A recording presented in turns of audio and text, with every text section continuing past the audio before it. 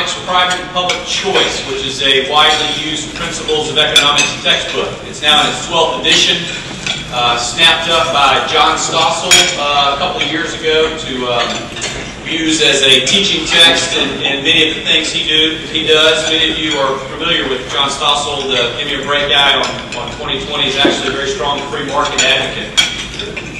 Dr. Gwartney is also author of Common Sense Economics, What Everyone Should Know About Wealth and Prosperity. And as I was speaking to someone before the luncheon about that book, if you are not an economist but you would like to understand economics, this is a fabulous book for lay folks to read and understand and actually enjoy. And we actually have copies of Common Sense Economics in the back, which we will sell after the luncheon, and Dr. Gwartney has agreed to sign any of the books that we were able to sell, so you may purchase those in the back afterwards. But it's Common Sense Economics, What Everyone Should Know About Wealth and Prosperity. And it's basically a primer on economics and personal finance. His publications have appeared in professional journals, too numerous to mention here, and also popular media such as the Wall Street Journal and the New York Times. He may be most famous for what is called the Economic Freedom Index, which measures economic freedom by country across the world. I think Dr. Gwartney said there are now 140 countries that are measured in terms of the rule of law, the protection of private property, taxation, regulation.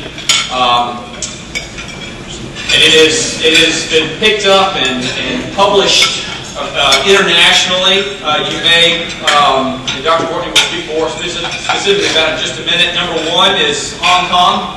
Interestingly enough, the United States has fallen, however, to 8th.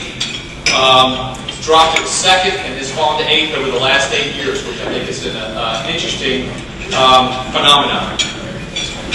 Please join me in welcoming the great Dr. James Gwartney.